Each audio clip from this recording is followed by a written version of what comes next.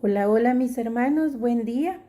Dios les bendiga, que hayan amanecido muy bien, con muchas ganas de seguir estudiando la palabra de Dios. Terminamos la clase ya de esta semana, la lección. Esta es la clase de hoy, pero con esta clase terminamos la lección que se llama Dios perdona a los que perdonan. Así que mis hermanos, propongámonos a no guardar ningún resentimiento. La palabra dice que ya no haya raíces de amargura dentro de nuestro corazón y propongámonos hacerlo, pongámonos en las manos de Dios. En la carne es muy difícil hacerlo, pero nosotros ya somos guiados por el Espíritu Santo de Dios y Él es el que nos sostiene y su palabra nos mantiene en el camino que Jesús ya nos enseñó de cómo vivir. Y esta semana hemos estado analizando la parábola de los dos deudores. En eso es en lo que estamos. Entonces estamos analizando esta semana en esta lección la parábola de los dos deudores y vamos a leer la última parte que nos corresponde al día de hoy, que es Mateo 18 del 31 al 35 y se los leo. Dice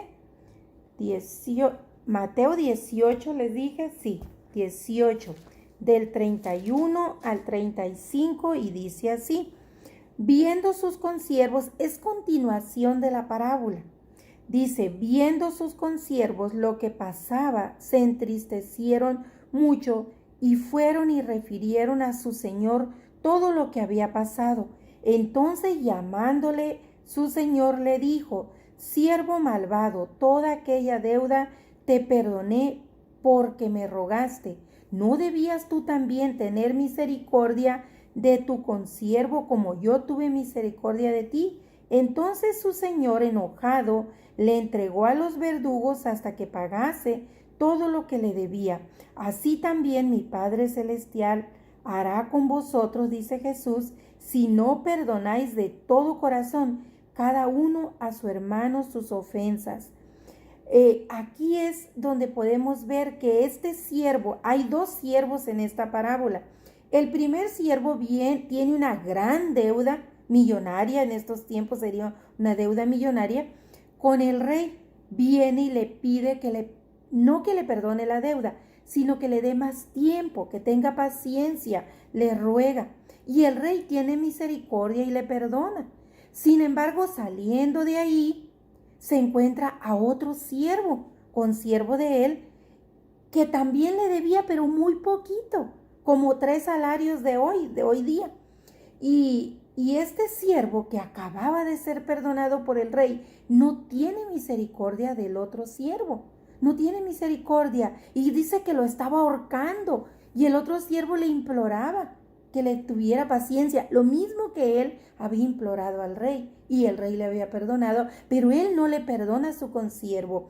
Por eso dice que los demás siervos que estaban mirando vienen al rey y le cuentan, le traen el chisme, vaya, ¿no? Le cuentan lo que el siervo hizo, a cual el rey había perdonado. Entonces el rey dice que le manda a traer muy enojado, le confronta por qué no tuvo misericordia de su consiervo y entonces le castiga y le exige la deuda. Es decir, que la gracia que había recibido del rey la perdió por no haber perdonado. ¿Qué quiere decir? Que este consiervo que había sido perdonado en realidad no estaba arrepentido. ¿Se acuerdan cuando empezamos a ver la parábola? Que dice que tenía una actitud soberbia, porque de labios alababa al rey, de labios le imploraba, pero dentro de su corazón había raíz de amargura. Entonces por eso Jesús pone esta parábola y al final Jesús dice: así también mi Padre Celestial hará con vosotros si no perdonáis de todo corazón cada uno a su hermano sus ofensas. Y recordemos esa predicación donde se nos dijo que cuando una persona no puede perdonar, aunque de boca perdone a la otra persona, pero sigue guardando ese rencorcito, tal vez no sea salvo, ¿verdad? Tal vez no tenga el Espíritu de Dios. Y aquí lo podemos ver. Alguien pudiera decir: no, es que perdió la salvación. No, no perdió el perdón. Es que realmente no lo había recibido. El rey sí le había perdonado, pero él no se había arrepentido. Porque saliendo de ahí, ¿cuál fue la actitud? La misma de siempre, la soberbia. A veces hay personas dentro de la iglesia, no estoy diciendo que ustedes, mis hermanos, pero existen en muchas iglesias, quizá en la nuestra, quizá en otras, personas así, aparentemente arrepentidas, han recibido al Señor, pero si dentro de su corazón existen esas raíces de amargura, deben tener cuidado porque quizá no mora el Espíritu Santo dentro de ellos. Y entonces sucede lo que dice el versículo 35 de esta parábola, que en el día del juicio de Dios, pues no será hallado aprobado, sino reprobado. Y miren cómo Pablo, que enseñaba a Timoteo, como hoy día nuestros pastores nos enseñan a nosotros, por medio de la palabra, claro, que nosotros debemos de llegar ante el Señor, ya sea cuando hayamos muerto o cuando el Señor venga por nosotros, lo que suceda primero, que el Señor nos debe encontrar aprobados, no reprobados. ¿Cómo nos va a encontrar aprobados? Con el Espíritu de Dios, sellados por el Espíritu de Dios, morando en nosotros. Pero para que ese sello se otorgue por nuestro Padre Celestial, es necesario el verdadero arrepentimiento. Con verdadero arrepentimiento ya no hay raíces de amargura. Eso es lo que nos enseña esta parábola. Deseo que me haya podido explicar en esta parábola, que realmente me haya podido hacer entender. Y vamos a ver qué nos dice el escritor del Sendero de la Verdad. Y dice: entre los personajes que se mencionan en esta historia están los otros consiervos, quienes algunos de ellos estaban tristes y otros estaban enojados por lo que acababan de ver. Los otros compañeros, al ver lo que había pasado, se molestaron mucho y fueron hacia el rey.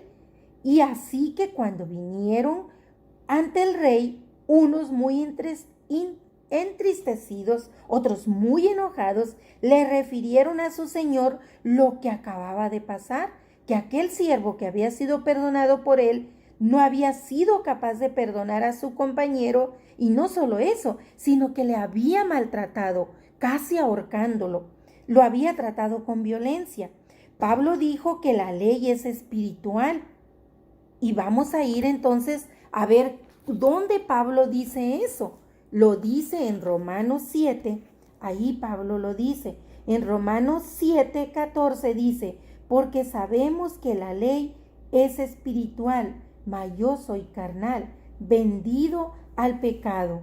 Y vamos a ir a 2 de Corintios 5, 17, porque ahí está completado este pasaje de Pablo. Y vamos a ir, déjenme lo encuentro, ténganme paciencia porque no lo tenía listo. 2 de Corintios 5, 17 dice lo siguiente: de modo que si alguno está en Cristo, nueva criatura es. Las cosas viejas pasaron, y aquí todas son hechas nuevas.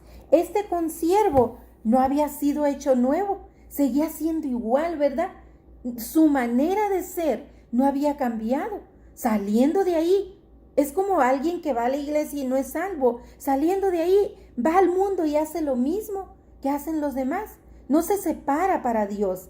Sigue conviviendo con las mismas personas, sigue haciendo las mismas cosas. El siguiente domingo, sábado, día que se congregue, regresa a la iglesia y es una persona apacible, sirviendo quizá al Señor, escuchando el mensaje. Sale de ahí otra vez y hace lo mismo durante la semana. Pero el que es salvo de verdad, con verdadero arrepentimiento, es igual dentro de la iglesia y fuera. En eso se distinguen los hijos de Dios, en que no tienen doble cara. Son igual en la iglesia, en su hogar y en la calle, en el trabajo, en la escuela, donde quiera que van, porque el sello de Dios va con ellos donde quiera que van. Entonces ahí Pablo nos dice que la ley es espiritual, pero la carne dice que nos jala al mal. Siempre nos va a jalar al mal, pero cuando tienes el sello del Espíritu, el Espíritu te sostiene en el camino de Dios. Este siervo no estaba siendo sostenido en el buen camino. Y continúo leyendo y dice, de modo que los consiervos aplicaron la ley correctamente, ojo por ojo, diente por diente, según como ellos la vivían, como fue mandada a Moisés en Éxodo 21, como fue mandada también en Levítico a los sacerdotes en Levítico 24, y en Deuteronomio fue confirmada en Deuteronomio 19:21, pero no en el sentido de venganza, sino para que el rey corrigiera la infracción e injusticia que se había cometido por aquel siervo malvado, y éste restituyera la lesión que le había causado a su prójimo, es decir, a su compañero, el otro siervo. Tarde o temprano las personas reclamarán justicia, ya sea pidiendo a la persona ofendida que perdone a su ofensor o pidiendo a Dios que haga justicia para aquel cristiano que ha sido llamado a perdonar, que deje su rencor y libere a otros de la carga de su rencilla. Hasta aquí hubiera querido, dice el autor, que hasta aquí él hubiera querido terminar esta lección. Sin embargo, dice que con la verdad que Dios nos corrige cuando nos perdona, así nosotros también, con esa verdad que está plasmada en su palabra, es necesario que nosotros perdonemos también. Dice, el pueblo de Dios, es necesario mencionarle al pueblo de Dios que la corrección divina aplicada al siervo que no quiso perdonar es el mismo juicio que Dios tenía antes de que nos perdonara. Pero luego nosotros, cuando desobedecemos, añadimos tormento al perdón que Dios ya nos ha dado, que Él ya nos ha liberado cuando nosotros caemos en desobediencia. Esto dado que lo entregó a los verdugos hasta que pagase toda la deuda. ¿Y qué pasa con nosotros cuando caemos en desobediencia? Dios ya nos perdonó. Al siervo el rey ya le había perdonado. ¿Pero por qué hizo que lo castigaran? Por su desobediencia. Entonces nosotros también ya fuimos perdonados por el Señor. Pero si caemos en desobediencia, el Señor va a permitir que pasemos por pruebas a causa de nuestra desobediencia. Es lo que el escritor del Sendero de la Verdad nos está explicando aquí. Es decir, la deuda impagable que había sido perdonada volvió a la memoria del Rey y Señor, pero no porque Él lo había querido así, tampoco porque Él anhelaba su dinero, pues a Él el dinero le sobraba, por eso se lo había perdonado esa deuda. Sin embargo, dice, esa justicia que el rey aplicó fue por causa de los consiervos quienes reclamaron justicia. Ni tampoco dice que el rey quería vengarse de aquel siervo, el siervo malvado. No, la deuda ya había sido perdonada, puesto que era impagable. La remembranza de la deuda del primer siervo es por causa de la maldad misma del siervo, no por rencor del rey, sino por su propia maldad, pues no quiso perdonar a su compañero. Por eso el rey le dijo, siervo malvado, toda aquella deuda te perdoné, porque tú me rogaste.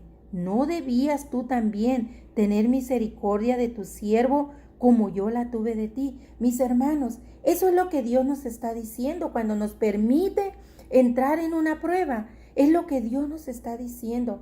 ¿Por qué no perdonas a tu hermano? ¿Por qué no perdonas a tu esposo o a tu esposa cuando te ofende? ¿Por qué no perdonas a tu hijo, a tu hermano de la iglesia, a tu compañero de trabajo, a tu amiguito de la escuela? Eso es lo que el Señor nos está diciendo cuando nos permite caer en prueba. Nos está disciplinando. Así como el rey permitió el castigo a su siervo que ya le había perdonado la deuda, pero le permitió el castigo de que ahora seguía perdonado, pero ahora tenía que pagarle la deuda a causa de que él no fue capaz de perdonar a su hermano. Lo mismo es para nosotros, mis hermanos. Si nosotros caemos en esa dureza de nuestro corazón de no poder perdonar al otro, estamos en duda de que si realmente somos salvos, o bien estamos como el hijo pródigo, en desobediencia. Y es necesario que el Señor nos discipline y nos haga pasar por pruebas hasta que reconozcamos que dentro de nosotros sigue habiendo raíces de amargura y las saquemos de ahí y seamos capaces de perdonar a los demás. Es que el Señor nos dará el verdadero reposo. Terminamos la clase con el último texto que dice, en el mismo contexto de este libro que hemos leído en Mateo, el perdón de Dios pide un requisito. Primero, por fe, aceptar a Cristo y tener la actitud perdonadora de Él. Así pues, podemos leer esto en la oración magistral donde menciona lo siguiente, que es la oración del Padre Nuestro. Y perdónanos como también nosotros perdonamos. Todos conocemos esa oración, pero no la ponemos en práctica. Perdónanos como también nosotros perdonamos. Es decir, que ya perdonamos. Cuando venimos a orar es porque ya no venimos con rencores, porque fíjese lo que dice. No dice perdóname porque voy a ir a perdonar a mi prójimo, sino perdónanos porque ya nosotros perdonamos. Entonces, si oramos a Dios y no hemos perdonado, somos mentirosos. Le estamos mintiendo en la oración. Esta es la voluntad de Dios. Y cerrando este pasaje, Cristo añade, porque si perdonáis a los hombres sus ofensas, os perdonará también a vosotros vuestro Padre Celestial. Y eso usted lo encuentra en Mateo 6, ahí encuentra esa oración. Y conociendo Cristo la tendencia del corazón humano, aseguró en esta oración, dice, mas si no perdonáis a los hombres sus ofensas, tampoco vuestro Padre os perdonará vuestras ofensas a vosotros. Eso está en Mateo 6:15. Lea el capítulo 6 de Mateo. Dios perdona a los que perdonan y lamentablemente Dios no perdona a los que no perdonan. Así que mi hermano, si usted siente que no puede perdonar a otra persona, usted no es salvo, mi hermano. Tristemente, ¿por qué? Porque aquí lo dice la palabra de Dios, no lo digo yo, que Dios no perdona a los que no perdonan. Y una persona que Dios no perdona, pues no es salva. Porque dice la palabra de Dios en Juan 15, dice, porque vosotros fuisteis limpiados, ya estáis limpios. Quiere decir que el Señor ya nos perdonó. Entonces, hasta que usted esté limpio, vaya y lea Juan 15, hasta que usted esté limpio, usted ya está viviendo la vida eterna. Desde aquí en la tierra, ya usted en su corazón no tiene rencor. Usted ya empezó a vivir la vida eterna. Pero cuando el Señor venga por usted, le va a glorificar. Y entonces ya no habrá más tentación. Aquí estamos viviendo la vida eterna, pero hay tentaciones. Satanás todos los días nos tira dardos.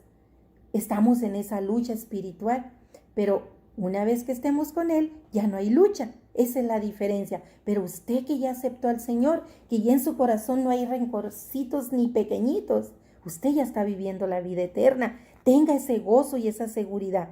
Pues solo un corazón capacitado con la gracia divina de nuestro Señor Jesucristo por medio de su Santo Espíritu puede tomar este paso que es perdonar cualquier tipo de ofensa, deuda, daño, error, voluntario o involuntario, pecado, falta, delito, cualquier cosa que se haya hecho contra nosotros. El mensaje es duro y parece difícil humanamente, pero es la verdad. No se puede refutar porque es la verdad de Dios. Un corazón que ha aceptado a Cristo debe tener estas cualidades. Un corazón inclinado al perdón. Muchas personas resisten esta gracia perdonadora cuando dan lugar al rencor, al odio, al menosprecio, a la murmuración, a la indiferencia, o cuando dicen a sus emociones, sentimientos, raciocinio y voluntad que es imposible perdonar o que es difícil perdonar. Sin embargo, Cristo quiere hacer su buena obra en todas las áreas de nuestra vida que han sido dolidas, ofendidas por faltas de otros. Él quiere restaurar su imagen y semejanza dentro de nosotros para que nosotros podamos dar testimonio al mundo de lo que Él pudo hacer para transformar nuestra vida. Si usted, mi hermano, dice aquí en el texto, si usted pide a Dios el poder y la capacidad para perdonar de corazón, Él obrará en usted y será fácil porque será Él dando el perdón a través de usted. Qué bonito, ¿verdad, mi hermano? Lo que el escritor nos dice. Conclusión de la lección. El escritor hoy nos da una conclusión y dice, para nosotros es difícil y casi imposible perdonar en la carne, humanamente, pero para el Espíritu Santo, morando dentro de nosotros, no es difícil, porque el amor perfecto de Dios nos capacita para poder hacerlo. Pero, ¿cómo podremos perdonar una violación? Algo tan duro y difícil de entender. Un robo es más fácil que una violación. Una decepción amorosa que nos duele tanto. Un homicidio que nos quita a una persona que amamos. Una deuda económica, etcétera, etcétera. En nuestras propias fuerzas difícilmente podríamos perdonar, porque ni siquiera podríamos entender. Pero con Cristo morando en nosotros a través de su Santo Espíritu, quien nos dejó su gran ejemplo de vida, desde que nació hasta que fue a la cruz, podemos ser capacitados por medio de su Santo Espíritu para perdonar cualquier ofensa. Y es duro, ¿verdad? La conclusión termina aquí, mandándonos a leer Primera de Pedro desde el 21 hasta el final, ¿verdad? Pero fíjese que es dura la conclusión, pero nos da la solución, mi hermano. Porque a veces en las predicaciones, cuando nos toca dar un mensaje, se nos dice lo que no debemos hacer y lo que debemos hacer. Pero a veces no se nos dice cómo. Y aquí el escritor nos está diciendo cómo. Es necesario tener al Espíritu de Dios. Si no lo tenemos, no vamos a poder. Y va a ser una carga tan pesada, difícil de llevar.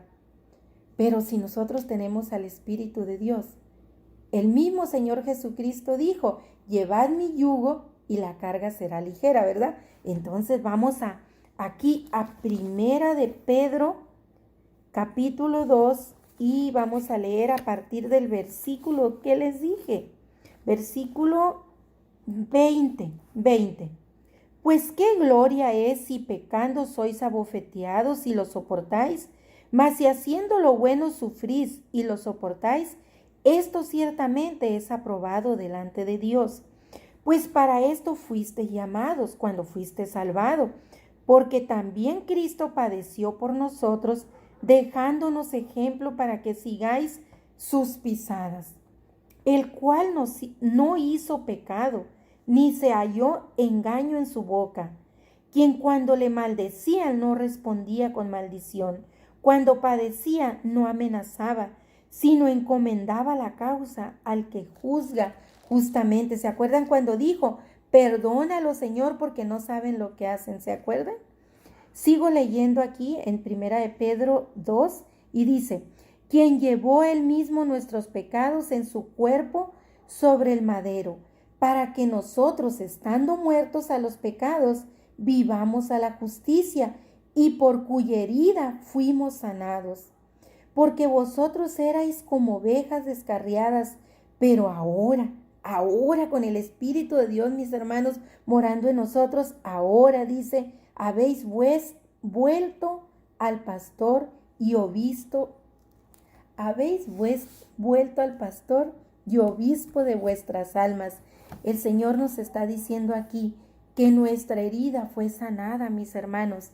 Cuando nosotros perdonamos, el perdón sana la herida, porque ya Cristo pagó por ella. Sana la herida.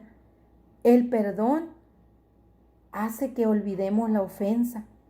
Porque ¿acaso el Señor no dice que nuestros pecados, las ofensas que nosotros hacíamos, no dice acaso que las borró?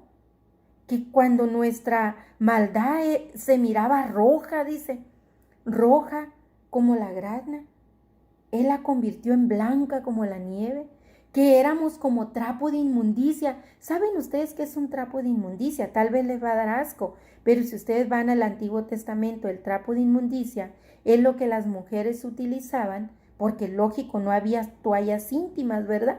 Y las mujeres utilizaban trapos en sus días de menstruación. Eso era un trapo de inmundicia. Imagínense qué asqueroso, ¿verdad? Entonces, con eso nos compara el Señor, ¿verdad? Con eso nos compara cuando no habíamos sido lavados por la sangre de nuestro Señor Jesucristo por medio de la palabra. No, nunca olvidemos que antes de que el Señor nos salvara fue necesaria la palabra. Por eso dice también Pablo que para los inconversos, para los que no conocen la palabra, dice que la palabra de Dios es locura, pero bendita locura que nos salva. Para nosotros la palabra de Dios es salvación, porque la palabra de Dios, es decir, el Evangelio, es el que nosotros escuchamos y por fe creemos. Y en el momento que por fe creemos, pues al creer nos arrepentimos, porque si creemos y seguimos igual, estamos como los demonios que creen, pero los demonios no siguen igual, estamos peor que aún, porque los demonios creen y tiemblan, les da temor porque ellos saben que ellos no son perdonados, ellos ya están condenados. En la cruz fueron condenados los demonios junto con Satanás, ahí fueron vencidos y ellos andan haciendo maldades a nosotros, porque nosotros aún no somos glorificados, pero ellos tiemblan porque ellos saben que en el juicio de Dios su destino es el infierno eterno, el lago de fuego. Ellos ya saben eso, por eso tiemblan. Entonces nosotros sabemos, tenemos la seguridad, la certeza, la confianza que con el sello del Espíritu Santo fuimos separados ya para la vida eterna. Así debemos de vivir, sin rencor, sin rencillas, sin amargura. Claro que cuando nos ofendan, nos va a doler, somos humanos, nos vamos a enojar, pero en el momento que sintamos eso, es necesario recordar. Solo no podríamos. ¿Qué nos va a hacer recordar que debemos perdonar? El Espíritu Santo nos va a decir, Manuelita, te duele, yo sé, pero perdónalo, porque no sabe lo que hace. Él no conoce a Dios, pero tú sí. Entonces compórtate como una hija de Dios. Eso me va a decir el Espíritu en mi interior. Compórtate, Manuelita, como una hija de Dios, no como un inconverso que no conoce a Dios. Y entonces ahí es donde yo tomo la decisión, obedezco al Espíritu o lo entristezco. Si lo obedezco, yo sigo caminando por el camino angosto. Si lo desobedezco, pero yo ya soy salva, no voy por el camino ancho porque yo ya soy salva, pero voy a sufrir la disciplina del Señor como aquel siervo malvado que sufrió la disciplina del rey. Entonces, mi hermano, espero que usted termine esta semana en bendición y vaya y si quiere regrese a los textos bíblicos y lea la parábola de los dos deudores y lea también todas las citas que le di para que usted tenga un amplio panorama de lo que significa perdonar, porque si no perdonamos, no seremos perdonados. Dios le bendiga.